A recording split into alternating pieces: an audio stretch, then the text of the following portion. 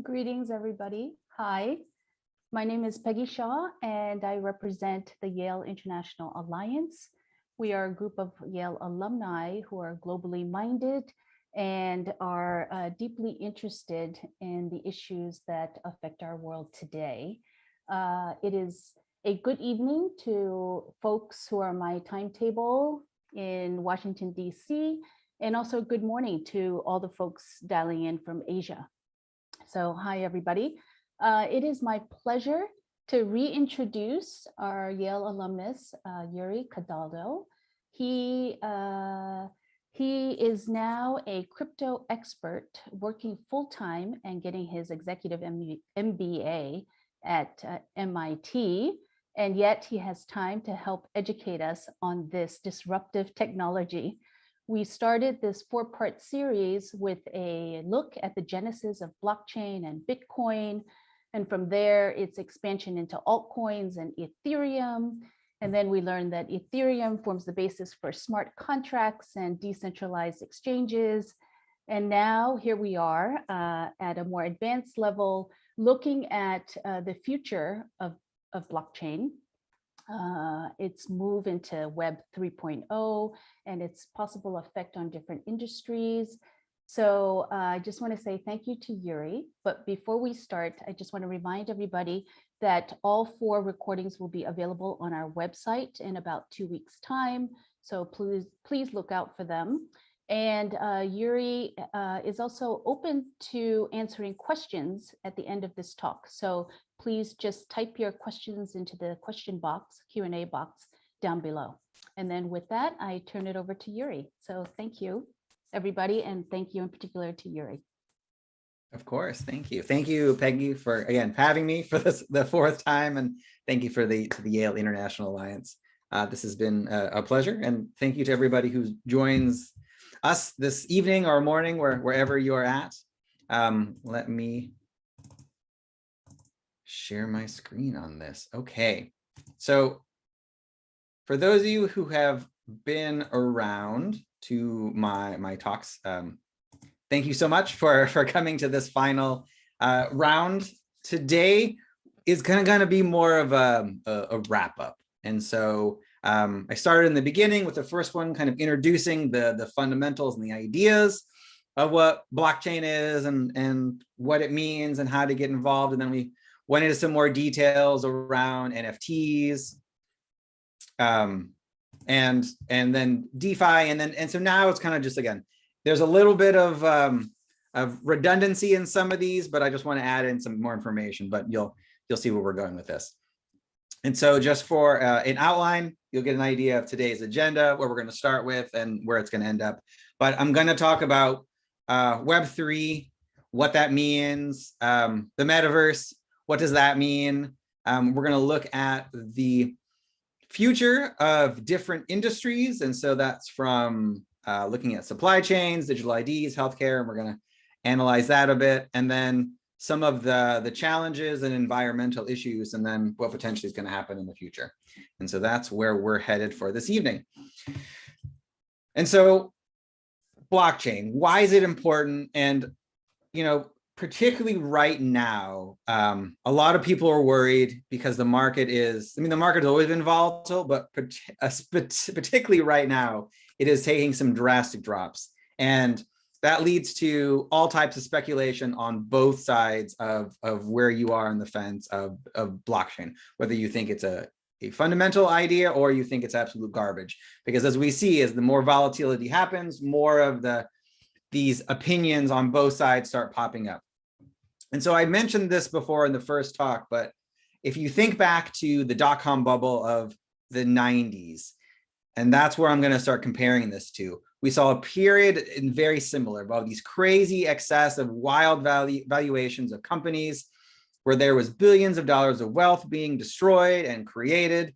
But oftentimes what's left out is that cheap access to capital is what allowed the R&D and infrastructure upon which most of the internet innovations were built upon in the late 90s and early 2000s. So fiber optic cables, 3G networks, algorithmic search, social media, mobile computing, cloud services, big data, AI, that all came about because of this crazy success that happened in the late 90s. That similarity is happening right now. And so yes, as cryptocurrencies and blockchain companies evolve, there's going to be a lot of growing pains and a lot of things, but that's volatility swings, where sometimes companies are worth billions of dollars and the next day they're worth nothing, is allowing the same type of bedrock and framework. And while we don't know what's going to happen and what companies are going to evolve out of this and be the next blue chip stocks, what we do know is that blockchain technology is essentially creating one priceless asset, and that is trust. Trust is so fundamental to everything. That's also why it makes this so exciting and scary at the same time. So oftentimes people think about crypto and the internet, and they interpret it based off of what they already believe to be true about the world, rather than thinking about and approaching it to something that could potentially change. And that's what we'll be talking about later tonight. But when you unwind what's happening, again, you'll see that what blockchain is trying to do is use clever bits of cryptography and decentralization and immutability to allow the exchange of data in these networks in a way that can't be hacked, corrupted, lost, or broken. And the implications are actually immense. And I will mention a few industries that potentially can help. But if you just think about it in our own lives right now, in the idea of a loan, if you need a loan, you oftentimes have to go to a bank and you sit with a loan officer and you talk to them about your credit report, you show them proof of employment, you show them your tax returns or utility bills, something else about yourself to be actually true. And that all comes down to prove whether or not you're trustworthy, because that's all they really care about. They don't care about those details. They care about at the end if you're trustworthy. And it's up to that loan banker to decide and verify your trustworthiness on behalf of the institution. And to do that, they have to rely on dozens of other institutions who also have to verify your trustworthiness. Because once you've proven yourself trustworthy through schools, employment, lack of debt, etc., then the world seems to open up for you. And these bankers are not alone. There are dozens of other agencies, our landlords, employers, who are just middlemen in this game of trust. They're there to their only job there is to verify that you are not a bad actor. And there are millions of people in this world whose job it is just to verify trust, from insurance companies, banks, legal firms, universities, regulatory agencies, government programs. That's all about the same. And so it is this way right now because up until recently, there's been no better way to verify that. And because all of these verification of trustworthiness happen because of people, they're corruptible because all individual humans have a chance of making mistakes. And this leads us to the next iteration of where we're going with this, which is the idea of Web3. And so I mentioned Web3 a little bit in my first talk, where we mentioned the evolutions of the web, but in the very brief version of that is what Web3 really is doing is shifting how we use the internet. So when you think of Web 1, that was yesterday's internet. It arrived out of DARPA. That shifted then to Web 2, which is what we're currently using right now. Now, Web 1 was, again, it happened between 91 and 2004, where you could just go to get information. The people creating the content was dwarfed by the number of people consuming it. Web 2, which is what we're using right now, is defined the internet that as follows, that is dominated by user-centric content. So think about social media posts on Facebook, YouTube. We get to share videos, leave comments, and that kind of stuff.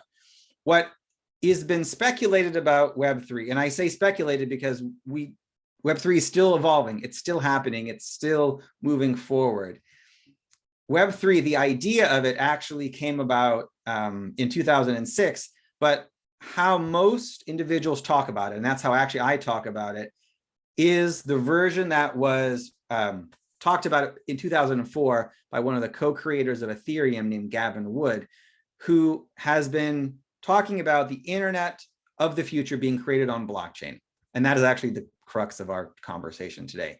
So the exciting thing about an internet built on blockchain is that it's decentralized. So instead of having all of our information stored on a central server owned by one entity on one network, it's an entire network of computers owned by the individuals themselves. And so when you look at the context of money, and we talk about cryptocurrency a lot, there's a difference between having one centralized bank keeping track of all of your accounts and records versus a whole network of computers keeping track of everything on a shared network.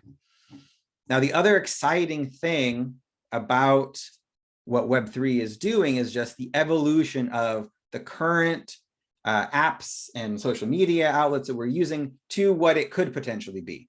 So right now, a lot of us are spending our time on websites like Facebook and Google that are owned and monetized through the use of our data. So again, we use Facebook, we use Google, and we are their product. They're making money from all of us, and they make no, they're not quiet about that. What we're already seeing happen, and here's a few examples of the move from Web 2 to Web 3. We're seeing some of these new types of applications emerge where we get to choose how to put our own data in. So we're already seeing some of this. I talked about non-fungible tokens or NFTs a couple talks ago back in December, and we see how those are emerging to help artists and other users monetize and distribute their digital creations in new ways. We're looking at decentralized web browsers, which block ads automatically, and they let users choose which websites they can access with their browsing data. And these are already starting to pop up.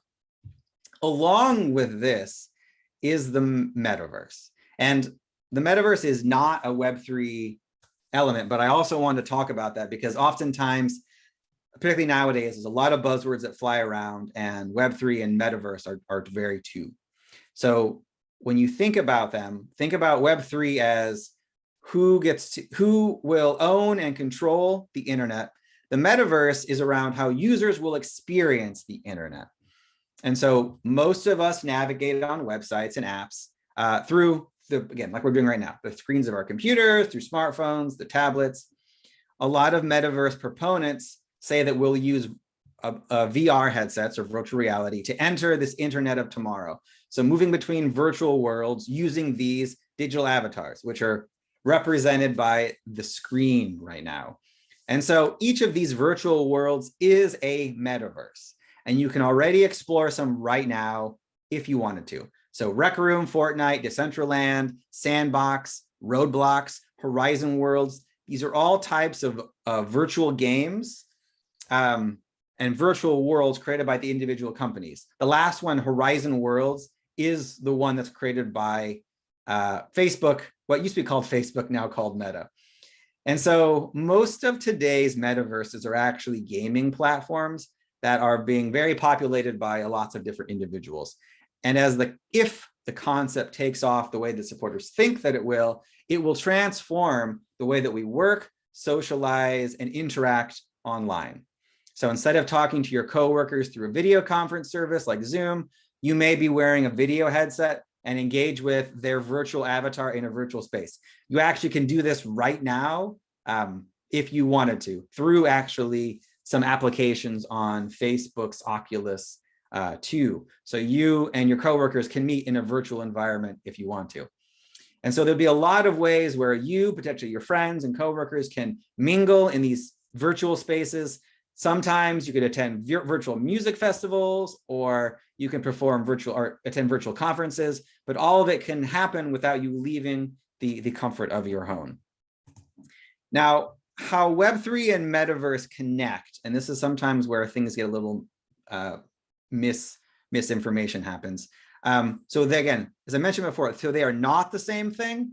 They also are not competing versions of the future internet.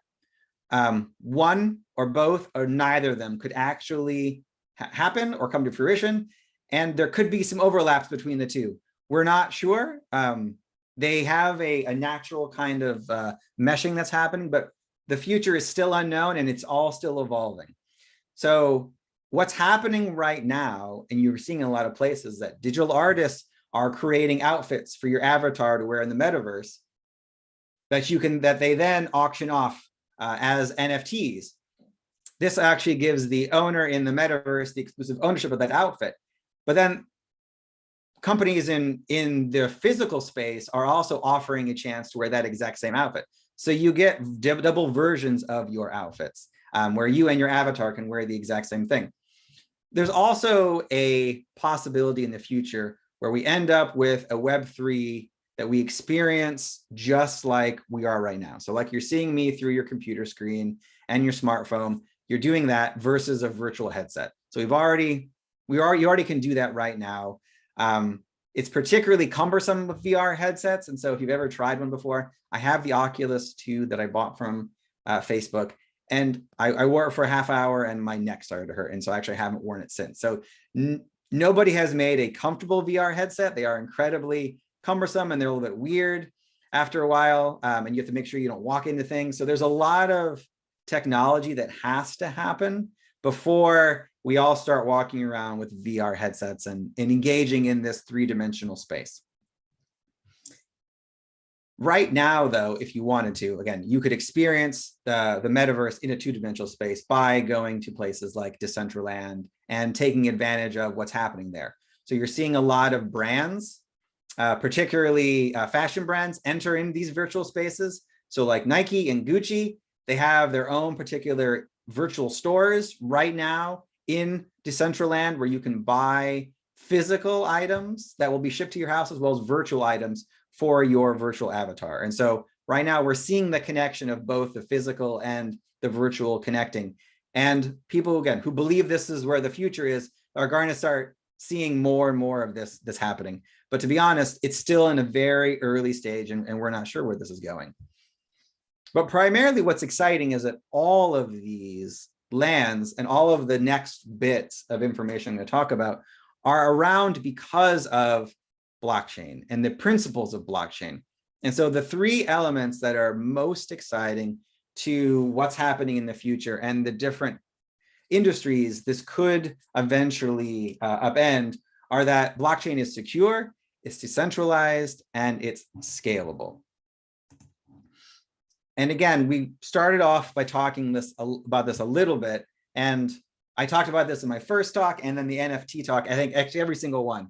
But it's a good thing to remember that when blockchains first started happening, they didn't have this element called smart contracts. And it wasn't until Ethereum came on board that we have this idea of a smart contract, which is a self-executing digital contract that will automatically transfer the currency or asset that is owed once the underlying code has established that all of the elements are there and correct.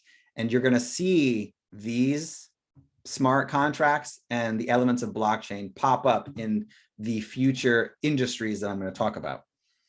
So first and foremost, blockchain and supply chains. And so we've been very familiar with supply chains and the difficulty of supply chains, and especially in the last couple of years. Again, more importantly, in the last 6 months, why the costs of many goods and services have gone up so much is because of all the supply chain logistics and all the problems happening there. So it is possible for a blockchain to improve the logistics through the supply chain. And so there is a direct link that can happen between the creation and distribution of goods. And so what's happening in today's supply chains is, again, they are incredibly complex. They thread multiple continents. There's a huge number of invoices and payments that involve entities, and they extend over months, sometimes years.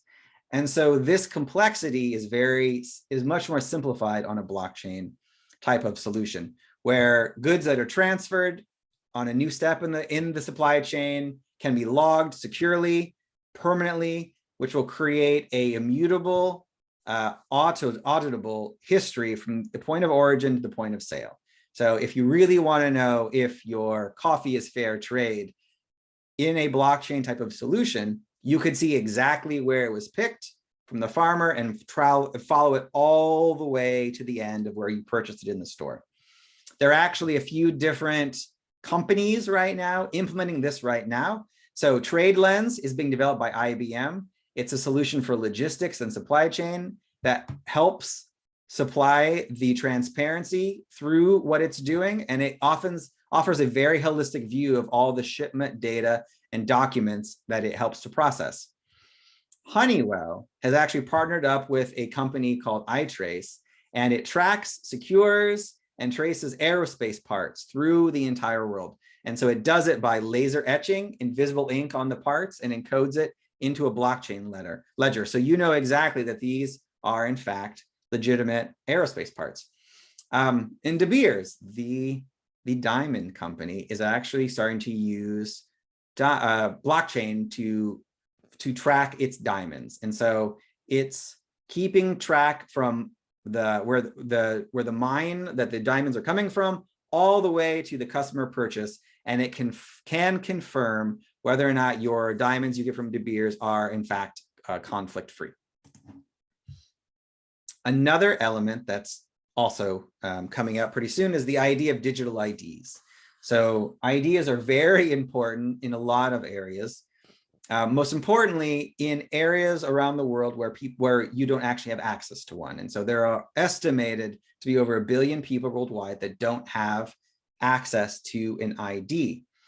What this is happening, and actually Microsoft is working on a solution to this right now, of creating an IDs that will help impoverished people and refugees have an ID that proves they are who they say they are.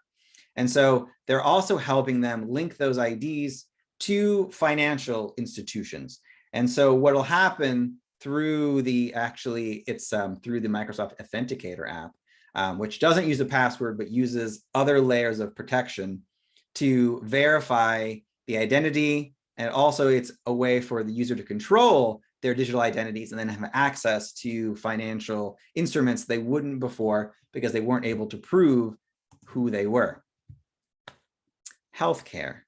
So healthcare has a lot of ways to be changed through the blockchain industry. We're looking at ways that could change it in patient information, protection of healthcare data, personal health records, point of care, and electronic health records. So think about it from multiple levels. So first, from just your health records, the level of security and completeness in a blockchain will be vastly improved on where it's at today. So a provider within a few seconds could look up a patient's information and their record, see what's happening on the blockchain, and see what notes were already added, what diagnoses happened, what prescriptions were added, and they'll see these notes in chronological order. So they don't have to go through a lot of other files that they may or may not have. Because it's on the blockchain, it's all in one space. Also, because it's on a blockchain, it makes hacking it very difficult. Also, because it's on a blockchain now, interoperability nationwide is now possible. So think about when you yourself move from one state to another, or even within state from one hospital source to another, you have to send those records across state lines, or even just, again, one hospital over, and how cumbersome and difficult that is. If all medical records now were held on this blockchain, it's very easy for all of the hospitals, with your permission, to start transferring data back and forth and sharing the patient data. And the patient would forever be tied to that data and be in control of who gets to see what and where. That also helps with patient matching. So because of how, again, the data is being transferred back and forth, there will be easier ways for hospitals to match up those records with the patient, while making a lot of other things uncluttered. And there actually are companies already working on this right now. There's a company called Medical Chain, Guard Time, and the MediLedger project. All of these are trying to find solutions to create a user-centric data health record that will allow your health records to be shared with doctors and healthcare providers much more easily. Another element that is coming up right now is in the legal sector. So remember when I talked about before the idea of smart contracts? This is very commonplace and a very easy kind of step into the legal world. So the use of smart contracts can easily validate ownership, such as deeds, titles, the transfer of ownership. And this has already been being played out actually in a couple of places right now. Because all of the terms of the contract are being written in code and automatically executed when the conditions are met, the need of intermediaries is less and less. So lawyers can focus on other areas and not just on the actual contract shuffling back and forth. We're actually seeing states right now that are making this very legal. So in Arizona, smart contracts are available for some legal agreements. It's starting to be expanded. And in California, actually, you can get your marriage license right now on a blockchain through a smart contract. We're also seeing these start to evolve in paper wills and inheritances. So once your ideas and wishes are written in this smart contract, if something were to happen to you, all of this would start moving automatically without the need of, again, somebody to work on your will. Voter fraud is a big item that comes up every time an election is. And the interesting thing about using it on a blockchain is that it becomes much more easier to facilitate and to track. And so if you're looking for additional information on this, Andrew Yang, when he was a presidential candidate, did a lot of speeches around the idea of blockchain and digital voting. I actually interviewed him for my podcast and asked his opinions about what's happening in this. But the true beauty about using a blockchain for digital voting is that you truly can match up one person to one vote. So it can be completely done where it's one person, one vote, and be kept on this immutable ledger that cannot be changed. And so there'll be a lot of transparency in that, where you know exactly what was happening when these votes were happening. And that can go through a network of regulators to take advantage of this. But this system, particularly when we're worried about potentially, bad actors getting involved, is a way to make voting very secure and very easy for individuals. Real estate. Now, I talked about real estate a little bit during the NFT talk, but real estate particularly has a lot to go and a lot of ways to be upended by blockchains. If you've ever purchased a house, you know that it's expensive, paperwork heavy, and it's really annoying. It involves multiple agents, involves multiple middlemen, from banks to deeds, record keepers. And a lot of times, even nowadays, they ask information to be faxed back and forth, and you have to go find a fax machine. And I don't even know where they are anymore, but the process itself is completely slow and annoying.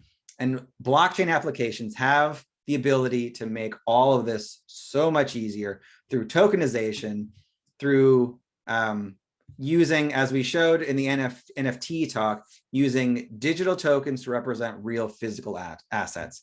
And when this happens, you can easily transfer these digital tokens through buyers and sellers. So you cut out the need of a middleman. You provide a irrefutable proof of ownership on the distributed ledger. The real estate fees will be much cheaper than they are because you're taking away a lot of the middlemen.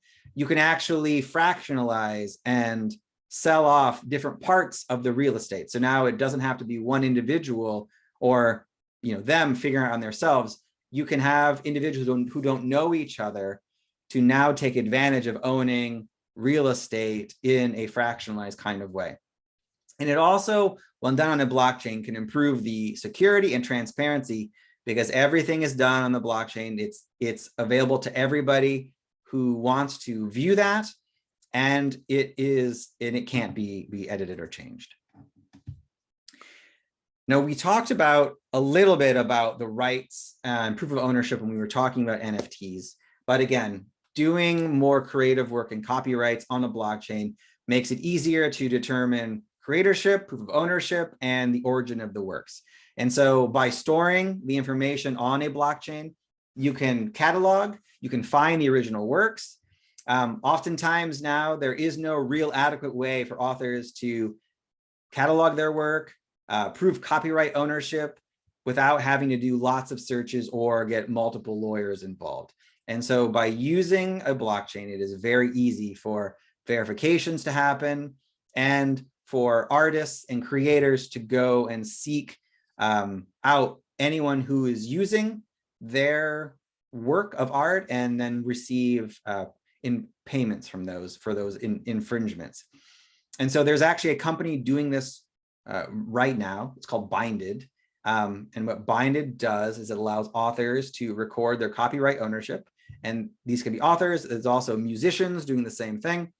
And then they can utilize their network to go and look at the US copyright offices. They also search Twitter and Instagram and other parts of the web, and they monitor it automatically, and they find out if any of these copyright, these images or music is being infringed upon, and then allows the artist to go and track down these and receive payments for their work.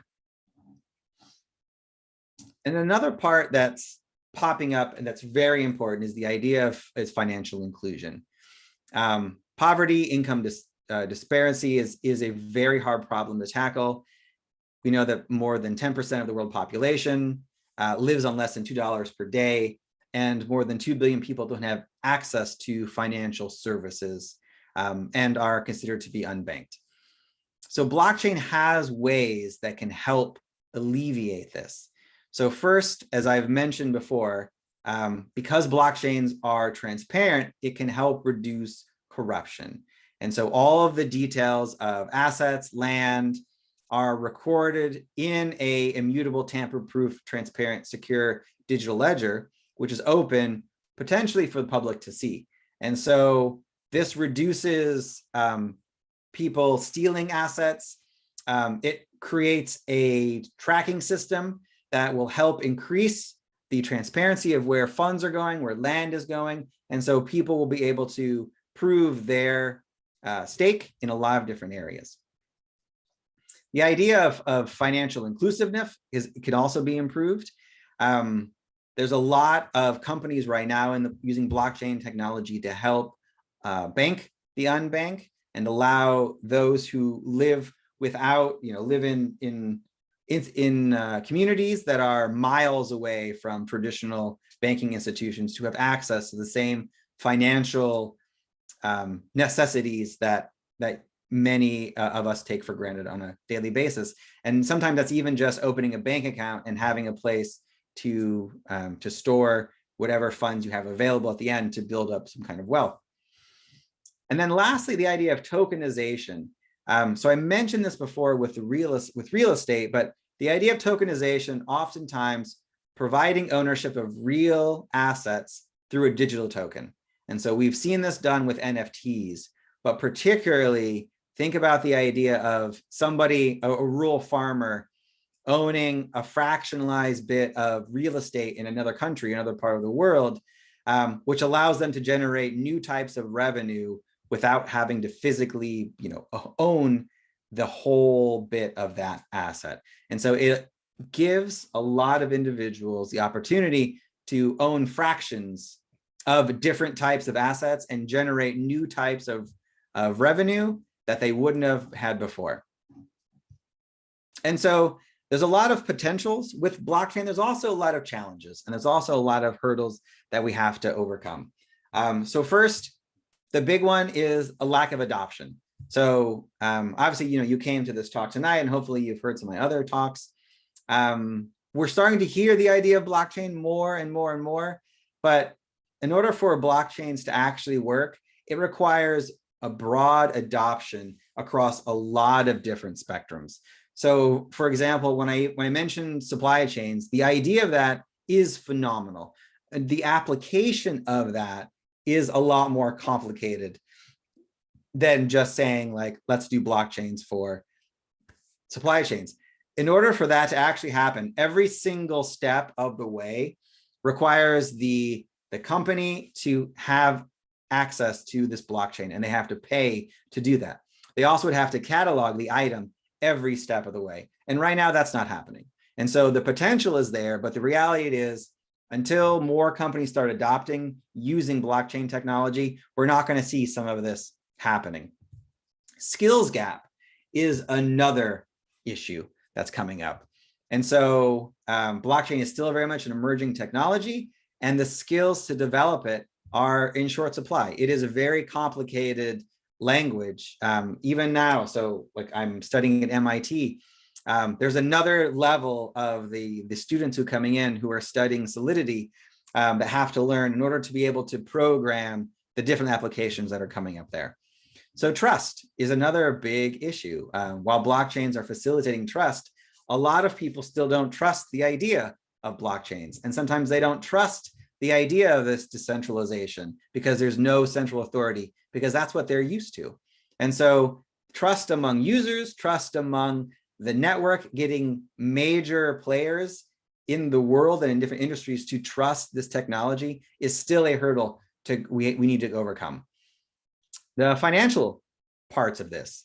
So implementing a blockchain solution for your company is not free, and it is very expensive for some companies who are starting from scratch. And so we've seen that in this, the disruption that happened during the pandemic, that a lot of IT structures and infrastructure can be changed quickly and efficiently, but not all companies are there. Not all companies see the value in it, and it still costs a lot of money. And the last little bit is interoperability. So it's an exciting part potentially of coming down of what's happening in Web3. The idea of you can then take, you know, your avatar or your data and move from one system to the other. But in order for that to happen, blockchains need to start talking with one another, and they don't always do that. This is more of a future vision of where things are going, but right now, you can't just go from one blockchain to the next efficiently and easily. There are more companies and startups that are popping up right now that help and are hoping to help that interoperability so that we can move from data from one to the other. But that's still a long way. And then the other issue that a lot of people are worried about is the environmental issues. So particularly with Bitcoin. And Bitcoin was designed specifically to have a proof of work setup. And it was designed particularly to be difficult to mine, because the creators of it knew that by requiring a lot of computing power, it could actually make it more secure. Because if somebody wanted to take control of the entire network, they would have to have a lot more computing power than everybody else. And so that's where this started. But that's not where it's going, because the proof of work system, as we've shown, takes a lot of electricity. And I know I showed this in my original talk about just how much electricity that Bitcoin is using right now. And it's not small. And there are ways that things are happening right now. So for example, there are a lot of companies who are trying to introduce more green versions of mining. And so there's a couple of companies who are trying to use methane gas, actually. So there's methane gas, which is usually burned off, trying to find ways to set up where that can be used to supply the energy for some Bitcoin mining. We're seeing mines pop up in West Texas, where they have a lot more wind power. And so they're using that green technology to start running these mining rigs. So there are good ideas, and we're seeing more green energy coming to these, but it's still got a long way to go. We've seen now, because of this, a lot better solutions are popping up.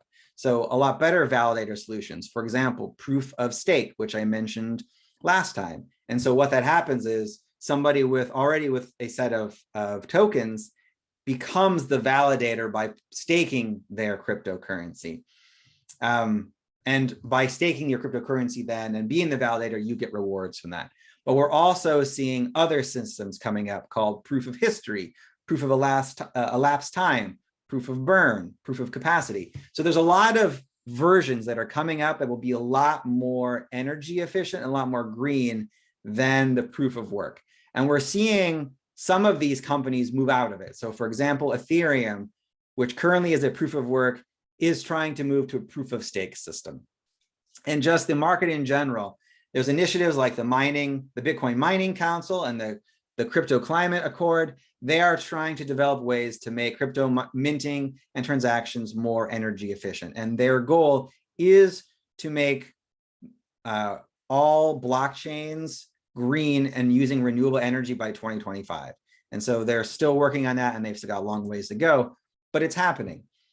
And so I know I've praised this before, but just because something is new doesn't mean that it should be ignored. And you see this in a lot of presentations, a lot of talks where people are comparing what's happening now in Web3 and blockchain to what was happening in the internet. So there were a lot of companies and people in the 90s who thought the internet was a fad and would never be executed and used. And what we realized was that it was just misunderstood, that it was early and it was still being evolved. And so people still didn't understand it, and it needed time to implement. And that's exactly what's happening right now in blockchain. And so the tools and the platforms that I have described right now are just, again, a few examples of how it could be applied in various industries. There are dozens and dozens of implications of the technology, and it's going to take time. It's going to take, resources before decision makers and different companies become familiar with the technology and try it out. The exciting thing about what's happening in crypto is that it's live market testing hundreds of different types of governances, security protocols, wealth redistributions, and brand building. And so what happened in the last 100 years is actually happening in a couple of months in the crypto world. The crypto world is moving very fast because it goes 24 hours a day. Eventually, all of these tests, which are happening right now, will catch up to the market, and they will be creating governance systems that'll be faster, better, more reliable, more secure, and censorship proof, much better than what we have right now.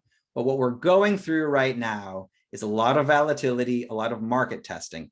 Because we're going through market testing, we're watching a lot of hacks, Ponzi schemes, rug pulls, scam artists, ripoff artists, and more dumb dog coins that keep popping up. But that is not where the future is going to happen.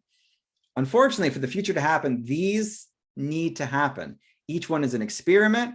Each time one of these fails, another better version is being built at a blistering pace on top of it. So in order to automate and upgrade our trust verifying institutions, we have to rebuild and replace those. And right now, those institutions are not going by quietly. And so that's why we're seeing a lot of back and forth, and a lot of individuals and companies have very strong opinions about this, because there is a lot of potential to upend what they've spent so long building their ground on. So hopefully throughout all of these talks, you can see that blockchain has some potential to be extremely positive force of change in multiple industries. And while the use cases for each industry are still in the early days, we know adoption is starting to come and move closer and closer. I mean, it's evolved since when I first gave these series of talks back in December. So looking forward, blockchain is not just going to be something that happened in the past. It's something you'll be hearing about more and more. It's only a matter of time before each individual businesses and industries start seeing it as a necessity. And so again, thank you so much for tuning in tonight, and actually for all of my talks. And as always, if you have a question and you don't want to ask it out loud, that's fine. That's my email address. And this is the book that I wrote called Be Left Behind. If you haven't read it, please buy a copy, buy 5. They're not expensive. Feel free to give them they make great gifts for families and friends, because it helps explain, like I have for the last 4 talks, in a very easy to understand way about what blockchain is and its potential. So thank you. Thank you, Yuri. Let me just see. Thank you so much. We have a couple of questions, but first I want to thank you for providing the foundation for which we can understand the whole DeFi industry and blockchain in particular. I took copious notes because I see that it's going to have major influences on our future life, and while it'll be a volatile and messy path towards our nirvana, shall we say, one of our viewers asked the question about environment, and I know you talked about it, but I suppose part of the question is who is addressing it? This is the DeFi, decentralized space. So I would assume that there's no one person, it's the collective group, correct? That's correct. So it is a collective group. And as we've seen from, from other talks I've given to it, and actually this one, what I mentioned tonight, it's not an unknown. Everybody knows that Bitcoin takes a lot of energy and it is a problem. And so you're seeing individuals who are running these mining operations take it upon themselves to do a better job of greening up what they're working on. You're seeing new startups and new companies come up who are trying to solve this problem in greener ways. And again, as I mentioned, there's a couple of new councils that have popped up. And so the difficulty is, as I've mentioned before, that there is no one company that owns blockchain. It is decentralized. There is no like Bitcoin headquarters you can go to.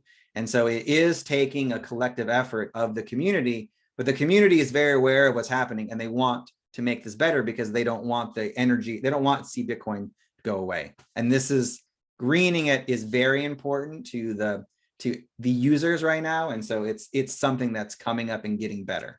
Mm-hmm. Okay, we have another question here. Let me just read it. Are healthcare and other permissions also on blockchain? And how does this work when you're being interviewed or in a doctor's office or at a contract negotiation? Sure. So are these currently being on blockchains? And that is mostly no. There are some startups who are working on this, and I mentioned a couple of them, and some initiatives happening, but no, right now, this is not a commonplace thing. So how would that practically work in this? And so unfortunately, it's all theoretical. So there is a theoretical version of it that I'm describing, but there's also, so there's pluses and minuses for all of this. So let's take, for example, your healthcare records. If your healthcare records are stored on a blockchain that you control, that potentially can be exciting. It means you get to decide which healthcare network, which doctor gets access to those. In its current iteration, for example, let's say that you're storing your healthcare records on your own personal wallet that you control. Well, what happens if you lose your wallet? Does that mean that your medical records are now gone? Maybe. The way that things are done right now, that actually is exactly what that means. Just like if you lose your Bitcoin wallet, you lose your Bitcoin. If you are in control of your medical records, that potentially means that you lose your medical records forever and that you have to then try to scramble and find those again. So that is potentially the downfall with that. And so the goal of this is there's probably going to be a third-party solution that comes up where there'll be an intermediary that works with you so that you don't have to worry about losing your records. But that's the big thing with having a Web3 decentralized place is there's more pressure on each individual to be able to control and store their personal records. And so if you lose it, then that's also a problem, or if it gets stolen. So there's a lot of work to be done, but the potential is still very exciting. Yes, I hear you, because what do I read in the headlines? But digital wallets, people are losing, millions of dollars in Bitcoin. So that's a little scary, and especially with identity fraud. So to me, the authentication part has to be robust.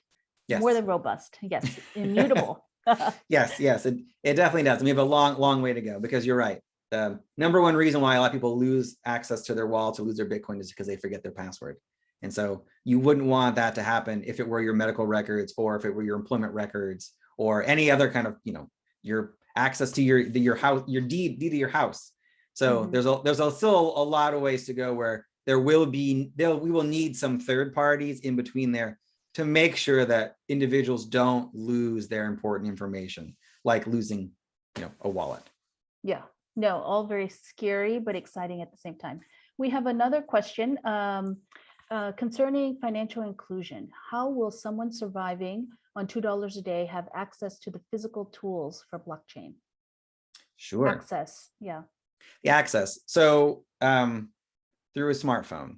And so what we're seeing is, even in developing countries, majority of population has access to a smartphone. And a lot of the blockchain applications that we're watching right now through startups and other ways are addressing the banking the unbanked through the use of of apps on smartphones, because that's actually what most of the population has. And in a lot of these other areas, their internet is being set up, which allows for faster ways to use your smartphone and access it that way. So if you start from there of where individuals are, then it's easier to give them information, and it's easier to help them with access to new banking records and through their smartphone. Got it. And presumably companies like Microsoft and the others whose goal is to work on poverty or removing poverty could give these people access themselves, right, as part of the whole movement. Yeah. And so yeah, we're also seeing companies come up that are helping individuals with alternative forms of credit worthiness. And so in the traditional, let's say like in the States right now, if I go and I want to borrow money, someone's going to check Equifax or TransUnion. And we all know those get hacked. Like, that's the most annoying thing, is that they get hacked and they're actually easy to manipulate. I've done it before on my own records. And so what do they really prove? There are alternative ways that some startups or nonprofits are doing that allows them to give microloans to individual business owners, particularly in parts of India right now. And it's through how they're using their smartphone. And so they can determine credit worthiness based off of the types of phone calls they're making, who they're calling, who they're texting, what types of, and they get to choose what data they're inputting in the system. But by using your cell phone records and how you use your phone, they are finding ways to determine alternative credit worthiness for individuals. And we're seeing that happen also in other parts, even the United States too, which again, can be scary, but it's also exciting in ways where we're thinking through how do we help individuals who don't fit into our traditional weird system. Oh, well, that's fascinating. I already loved Kiva for what it does. So this is almost like an enhanced Kiva iteration. All right. Well, thank you, Yuri. We have one last question here.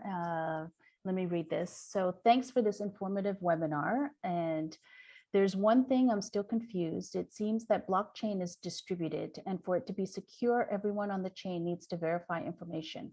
It seems that it will not be efficient enough to handle billions of information operations per second. Is that true?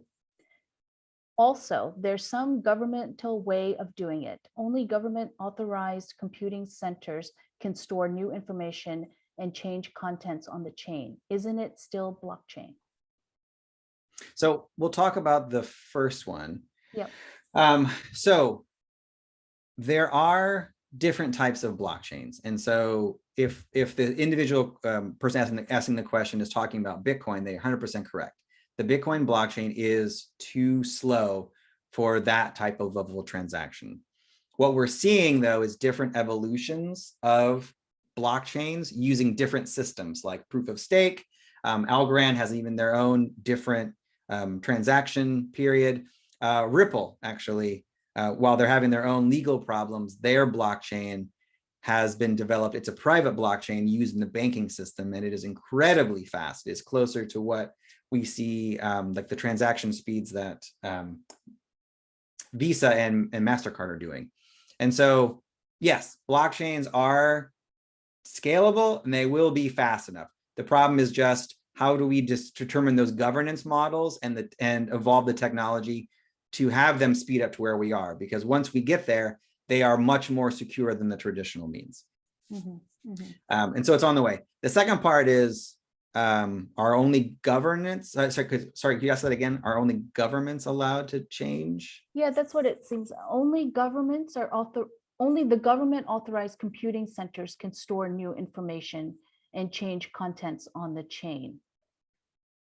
I think that's more of a question about governments in general. So when governments have their own information, is that also considered blockchain? Sure. So it depends. And so, yes, so governments, a lot of governments, and I think that's what the question is going, we'll just go with it. Yeah. A lot of governments right now are looking at a digitized version of their currencies. The US government is doing it, China is doing it. And so, yes, those will be on their own private blockchains, and they will be allowed to make those updates and changes, much like they're allowed to do that with their own, like with the currency system right now. But it's still being developed. And so the goal of all that is for this to be more transparent. And so if the government does move to a digital currency and follows the fundamental areas that we're seeing with blockchain, then you will be able to make the money a little more traceable and see where it's going versus just kind of guessing. Yes, there's so much going on. I mean, we have our own financial system, the Fed here talking about regulation, how to regulate, whether to regulate. So it's an ongoing topic and fascinating, actually, albeit complex. But thank you again, Yuri, for giving us a great introduction to all the different concepts. As I mentioned earlier, all 4 recordings will be available on our website. Give us a couple of weeks and then check back in. For those who signed up for today, you will receive this recording via email, a la Zoom. So thank you again, and good evening, everybody. And then we'll see you next time. We hope to have more programs, so please check us out on our website at YaleInternationalAlliance.com. Okay, good night, everybody. Bye. Thank you so much. Have a good night.